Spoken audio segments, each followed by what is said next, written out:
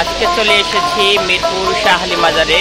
আমরা শাহ আলী মাজার সম্পর্কে অনেকেই অবগত, আমিও শাহ আলী মাজার সম্পর্কে শুনেছি কিন্তু কখনোই দেখিনি। আজকে সেই মাজারে চলে এসেছি, এখানের বিভিন্ন কর্মকাণ্ড আমরা দেখব এবং এই মাজার সম্পর্কে জানব। আপনারা আমাদের সঙ্গে থাকুন, বিস্তারিত আপনাদেরকে জানানো হবে। এটি হল মিরপুরে হযরত শাহ আলী রহমতুল্লাহ আলাইহির সংক্ষিপ্ত জীবনী। তিনি হযরত হুসাইন রাদিয়াল্লাহু তাআলা আনহুর বংশধর। বাগদাদে তার জন্ম। বাগদাদের রাজার পুত্র তিনি। ইসলাম প্রচারের জন্য বাগদাদ ছেড়ে সর্বপ্রথম ভারতে দিল্লিতে অবস্থান করেন। তিনি দীর্ঘদিন দিল্লিতে ইসলাম প্রচারের কাজ চালিয়ে যান। এক পর্যায়ে দিল্লির রাজা তার কথা জানতে পেরে তাকে আশ্রয় দেন। সেই দিল্লির রাজার বাংলোতে বসেও তিনি দীর্ঘদিন ইসলাম প্রচার করেন। এক পর্যায়ে তার মেয়েকে বিবাহের প্রস্তাব দেন তার সাথে এবং বাংলাদেশের ফরিদপুরে একটি জমিও তাকে দান করেন। তিনি বাগদাদ থেকে 100-র অধিক সফরসঙ্গী নিয়ে দিল্লিতে আসছিলেন। দিল্লিতে ক্ষমতা নিয়ে দ্বন্দ্ব হলে তিনি দিল্লি ছেড়ে ফরিদপুরে এসে অবস্থান নেন। সেখানে তিনি একটি মসজিদ তৈরি করেন। দীর্ঘদিন ফরিদপুরে তিনি ইসলাম প্রচারও করেন। এক পর্যায়ে ফরিদপুর ছেড়ে তিনি ঢাকাতে মিরপুরে আসেন। একটি মসজিদের সন্ধান পান এবং সেখানে তিনি থাকতে শুরু করেন। সেই মসজিদের পাশেই এক আউলিয়ার কথা জানতে পারেন তিনি। পরবর্তীতে তার হাতে বয়াত গ্রহণ করেন। প্রথমে চিশতিয়ার অনুসরণ হইল, পরবর্তীতে তিনি কাদরিয়ার অনুসরণ হয় সেই মুরিদের পীরের কাছে। পরবর্তীতে পীরের কথা অনুযায়ী বিভিন্ন জায়গায় ইসলাম প্রচার করেন তিনি। তার সঙ্গভঙ্গ নিয়ে একটি মসজিদে থাকা শুরু করেন। এক পর্যায়ে তিনি 40 দিনের জন্য মসজিদের ভিতরে ইতিকাফে বসেন। তার মুরিদদেরকে তিনি বলেছেন তার মসজিদ 40 দিন না হওয়া পর্যন্ত যেন মসজিদের দরজা না খোলে। মুরিদরাও মসজিদের বারান্দায় থাকতে শুরু করেন।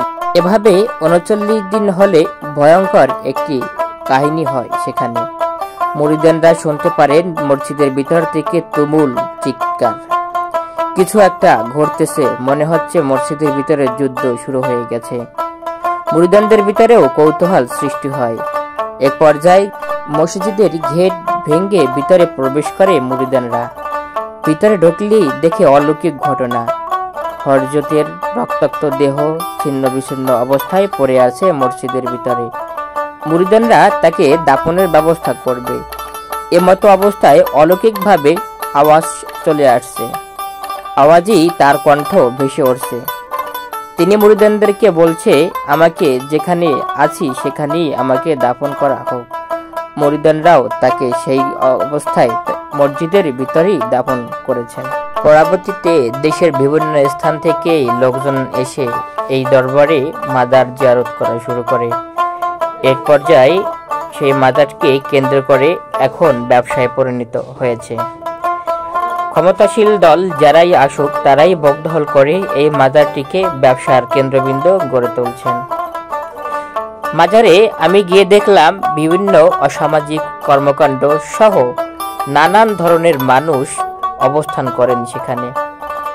বেশিরভাগ লোকদেরকে দেখা যায় মাজারের সামনে গাঞ্জা টানে, বিভিন্নভাবে বিভিন্ন ভেষে অবস্থান করেন তারা। এজন্য এক আউলিয়ার মাজার বেউলিয়ার অবস্থা। মাজারের সামনে ছোট ছোট টল দিয়ে অবস্থান করতেছেন বিভিন্ন বেশের বিভিন্ন বাবা। কেউ তালা বাবা, কেউ জালা বাবা, কেউ দয়াল বাবা, কেউ খালু বাবা, কেউ আবার কেবলা বাবা ভেসে সেখানে অবস্থান করেন। বিভিন্ন মানুষজন এসে আবার তাদের কাছ থেকে বিভিন্ন ভাবে পানি ফুফা নিচ্ছেন। কোনো কোনো সময় দেখা যাচ্ছে কলকে ভরে গাঁজাও টানছেন তারা। পুলিশের সামনেই বিভিন্ন মানুষের সামনেই তারা বিভিন্নভাবে অসামাজিক কর্মকাণ্ড করে বেড়াচ্ছেন। নেই কোনো বাধা, নেই কোনো দ্বিমত, সবাই যার যার ভেসে বসে আছেন মাজারের সামনে। পাক পবিত্রর মাঝারে যেন অপবিত্রের আস্থানা। কোনো কোনো লোকজনদের ভিতরে তাকালে দেখা যায় গোসল দেয়নি মনে হয় শত শত দিন। এমন পাগল বেশে বসে আছেন দিবারাত্রি তারা। গাঞ্জার কলকি পোটলা নিয়েই বিভিন্নভাবেই তারা বিভিন্ন গানের আসরও জমাচ্ছেন এই মাজারে। এ মাজারে আসেন দূর দূরান্তর বিভিন্ন স্থান থেকে নানা ধরনের মানুষ। মাজার জিয়ারত করেন, মানত করেন, দিচ্ছেন শত কোটি কোটি টাকা তুলছেন এই মাজার থেকে। মাজারের পাশেই রয়েছে একটি বড় আকৃতির গাছ। শত শত পশু পাখি সেই গাছটিতে অবস্থান করতেছেন, অথচ গাছের তলায় চলছে পূজা। গাছের উপর থেকে নাজিল হচ্ছে পাখির গু, অথচ গাছের নিচে চলছে পূজা। আমি দেখার জন্য কিছু সময় দাঁড়ালে আমার ষাটও দেখলাম পাখির গুতে তলিয়ে গেল, অথচ সেই গাছের তলায় কি রয়েছে অলৌকিক ঘটনা, যে কারণে মানুষ মোমবাতি আগরবাতি দিয়ে করছেন পূজা, আমার জানা নেই। আমার তো মনে হয় গাছের গোড়ায় পাখির গু ছাড়া অদ্বিতীয় কোনো অলৌকিক ঘটনা নাই। আমি এক ধ্যানে তাকিয়ে তাদের সেই কার্যকলাপ দেখলাম, মনে মনে ভাবলাম, হায়রে মানুষ, বিবেকহীন মানুষ, বিবেক বলতে কিছু নেই। যাই হোক, অবশেষে আমি হযরত শাহ আলীর মাজারে প্রবেশ করলাম। মাজারে প্রবেশ করে মাজার জিয়ারত করে তার জন্য প্রাণ ভরে দোয়া করলাম। মাজারে চাওয়ার মতন কোনো কিছুই নাই, মাজার জিয়ারত করা জায়েজ আছে। আমি সেই কারণে মাজার জিয়ারত করে তার জন্য প্রাণ ভরে দোয়া করলাম। মাজারের পাশেই রয়েছে মসজিদ, বড় বৃহত্তম। সেই মসজিদের ভিতরেই রয়েছে অজু স্থান। সেখানে অজু করে লোকজন প্রবেশ করে মসজিদের ভিতরে নামাজ আদায় করে, অথচ দেখলাম শত শত মানুষ আজ নামাজের সময় দাঁড়িয়ে আছে বাহিরে। অবশেষে আজান হলো, মাগরিবের নামাজ পড়ে আমি সেখান থেকে বিদায় নিলাম। বর্তমানে